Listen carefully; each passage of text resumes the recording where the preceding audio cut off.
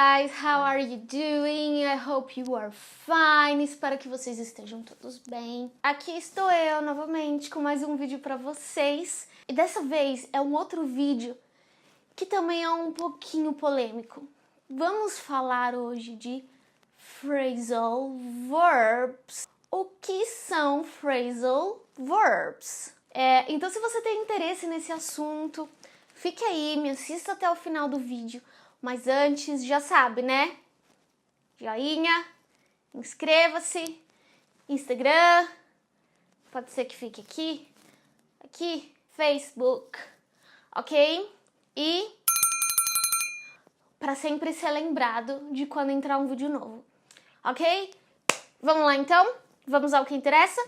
Então calma, eu vou explicar para vocês o que é phrasal verb. Então, o phrasal verb é a combinação de um verbo com uma preposição. Por exemplo, a gente tem o take off. Ou então, é a combinação de um verbo com um advérbio, como no caso do get up. Ou então, é a combinação de um verbo, de um advérbio e de uma preposição, como é o caso do look forward to. Essas preposições e esses advérbios, no phrasal verb, eles são chamados de partículas. E essas partículas é que têm o poder de mudar o significado do nosso verbo. Então, quando eu tenho o verbo get, que sozinho significa ganhar, obter, entre muitos significados que o verbo get tem, quando eu coloco uma partícula up, quando eu coloco então um advérbio up, eu estou mudando o significado do get, então ele deixa de ser obter para ser levantar. Get up, levantar. E é aí que tá o problema, porque os alunos eles têm o mau hábito de querer entender palavra por palavra do que tá em inglês. Então eles querem entender o que significa isso, o que significa isso, palavrinha por palavrinha. E quando eles começam a estudar phrasal verbs, o negócio vira uma loucura, porque a coisa começa a parar de fazer sentido. Então, como por exemplo, o phrasal verb make up, que além de maquiagem, ele significa várias outras coisas, aí vai depender do contexto. Ele pode significar inventar, decidir, compensar. Então, muitos phrasal verbs, eles não são tão óbvios. Alguns até são um pouquinho mais, como no caso do take off, que eu falei já. Então, o take off, ele pode significar decolar, quando a gente está falando de avião, como ele pode significar tirar. Você tá tirando uma peça de roupa, I'm taking off. Take off. Ele até um pouquinho dá pra você imaginar, mas a maioria dos phrasal verbs você não tem como imaginar o que é. Então você realmente tem que aprender. Então aí um exemplo do make up pra vocês é contextualizado. You need to make up your mind. Então isso seria, você precisa se decidir. You need to make up your mind. Então, gente, lembrando sempre, o contexto é muito importante. Vocês vão ver o phrasal verb dentro daquele contexto e o que ele está dizendo. Vocês vão tentar analisar pelo contexto que ele está dizendo. E se o contexto não ajudar, vocês vão recorrer a um dicionário ou recorrer à internet. O que mais vocês precisam saber sobre um phrasal verb? Como o próprio nome diz, ele é um verbo. Então, ele vai se comportar como todos os outros verbos, ok? Eu vou colocar eles no presente, passado, futuro. Eu vou conjugar para a terceira pessoa do singular no presente. Eu vou colocar ing, tudo no verbo, nunca na partícula, ok? Então, por exemplo, eu posso falar assim, she's putting on her shoes. Putting on, ok? Alguns phrasal verbs são separáveis. O que significa? Que ele pode receber o objeto entre o verbo e a partícula. Alguns não podem, mas alguns podem, é muito comum. Então, por exemplo, the boss called off the meeting. O chefe cancelou a reunião. Ou então eu posso dizer, the boss called the meeting off. A mesma coisa, o chefe cancelou a reunião, só que aí eu tô colocando o meeting entre o verbo e a partícula. Já quando a gente tem um pronome, esses pronomes têm por obrigação de vir entre o verbo e a partícula. For example, the boss called it off. Então, eu não posso falar the boss called off it. Isso estaria wrong, errado. Porém, lembre-se que nem todos os phrasal verbs eu posso fazer isso.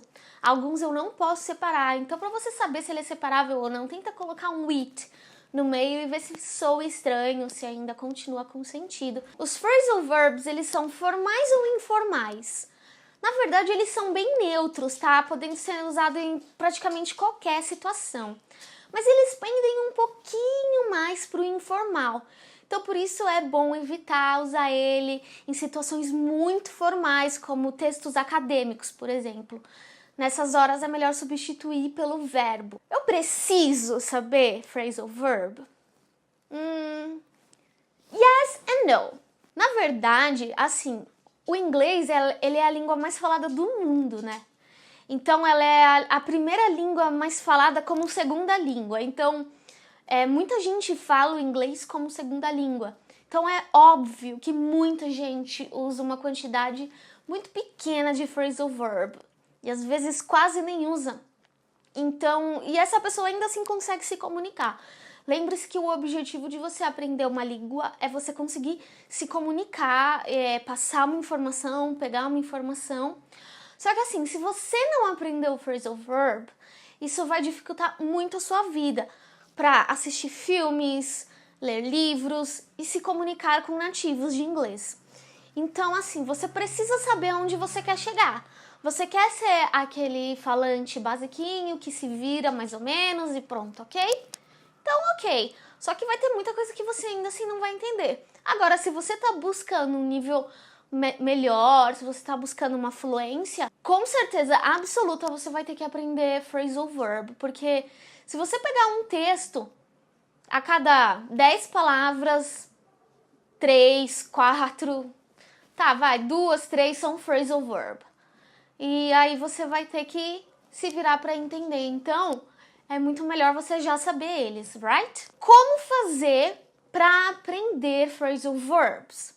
Eu poderia falar para vocês que vocês podem comprar livros que explicam sobre phrasal verbs, tem um monte de phrasal verbs que vocês podem procurar na internet, só que isso seria loucura, porque vocês seriam sufocados, afogados por tanto phrasal verbs que existe.